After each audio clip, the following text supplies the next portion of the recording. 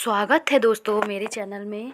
आज हम बात करेंगे यूजीसी नेट के तहत जो हिंदी की यूनिट 5 जिसमें कविताएं हमारे साथ लगी हुई हैं। यही ढंग से पढ़ने के लिए हमें सबसे पहले उनके सन कहाँ से संकलित हैं और क्या महत्वपूर्ण तथ्य है ये जानना अति आवश्यक है।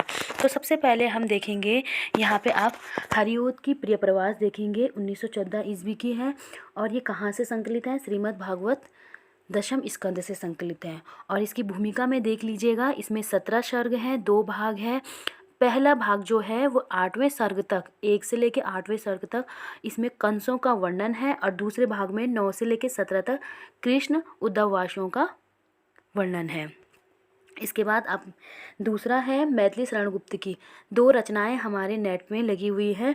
भारत भारती 1912 ईस्वी में मौलाना हाली के मुसद्दस पर संकलित है और रामपाल सिंह और राय कृष्णदास की प्रेरणा से यह लिखी गई है।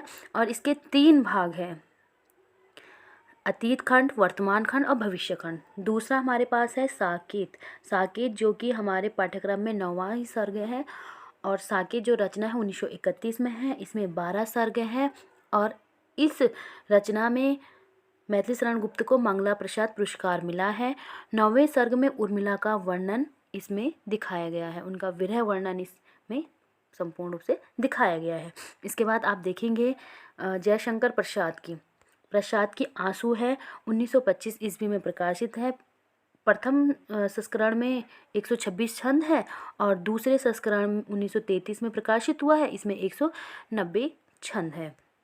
इसके बाद हमारे पास दूसरी इनकी जो रचना है कामायनी है। कामायनी में 15 सर्ग हैं। उन 15 सर्गों में श्रद्धा, लज्जा और ईड़ा सर्ग हमारे पाठ्यक्रम में लगा है। कामायनी 1936 की रचना है, कहीं कहीं पे 1935 भी लिखा रहता है और 15 सर्ग है इसमें, आप देख सकते हैं। और इसके अंतर्गत श्रद्धा और ईड़ा और लज्जा को दिखाया गया है। श्रद्धा सभी जानते हैं कि आंतरिक गुणों का वर्णन इसमें किया गया है नारी के, और छायावादी सौंदर्य का संपूर्ण चित्रण इसमें दिखाया गया है। ईड़ा में भी अंतद्वंद प्रधान सर्ग है। देवासुर संग्राम का भी इसमें ईड़ा सर्ग में वर्णन किया गया है। इसके बाद हम देखेंगे जूही की कली 1916 में निराला की रचना है। इनकी जो ये जूही की कली है परिमल 1930 से प्रकाशित हुई है और इस प्रकृति के माध्यम से श्रृंगार का वर्णन किया गया है।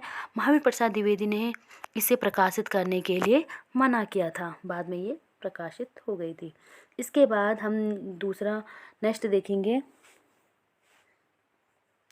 निराला की कौन कौन सी रचना है हमने बता दिया। पहली जूही की गली है। दूसरी रचना के बाद जब हम करेंगे तो दूसरी रचना है सरोज स्मृति, 1935 की है, अनामिका से संकलित है। अनामिका 1923 की रचना है और यह एक शोकगीत है। इसके बाद राम की शक्ति पूजा 1936 की है, ये भी अनामिका से संकलित है। अनामिका 1923 की है। और कुकुरमुत्ता 1949 और ये है राग विराग से, यह एक व्यंग्य कविता है। जागो फिर एक बार परिमल से संकलित है 1930 में। बांधो न नाव इस ठाव बंधु, ये अर्चना से है 1950 में। पंत की कौन कौन सी रचनाएं यहाँ संकलित हैं मैं आपको बता देती हूँ। सुमित्रानंदन पंत की कौन कौन सी कविताएं हमारे पास सिलेबस में लगी हुई हैं। सबसे पहले प्रथम रश्मि है 1919 जो कि वीणा 1927 में संकलित हुई है, वहाँ से ली गई हैं।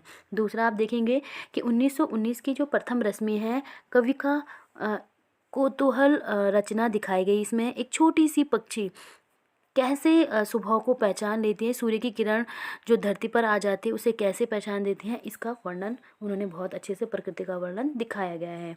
परिवर्तन 1924 की रचना है और जो कि पल्लव से संकलित है, पल्लव जो कि 1928 में संकलित है। 1924 की रचना है परिवर्तन, यह एक रोला छंद में लिखी गई है। विद्वान को दिखाया गया प्रकृति का संपूर्ण वर्णन आप परिवर्तन में देख सकते हैं। इसके बाद हमारे पास है ध्रुत झरो जगत के जीर्ण पत्र, ये 1934 की रचना है और कहाँ से संकलित है, युगांत 1936 से ली गई है।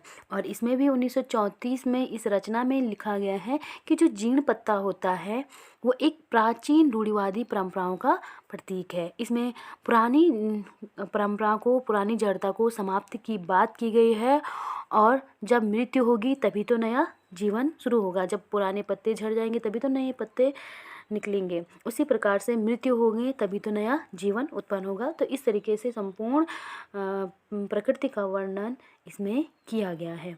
और ये तीन ही रचनाएं हमारे सिलेबस में लगी हैं पंत की। इसके बाद महादेव वर्मा की देखेंगे, बीन भी हूँ मैं तुम्हारी रागनी भी हूँ, ये नीरजा से ली गई है 1934 में।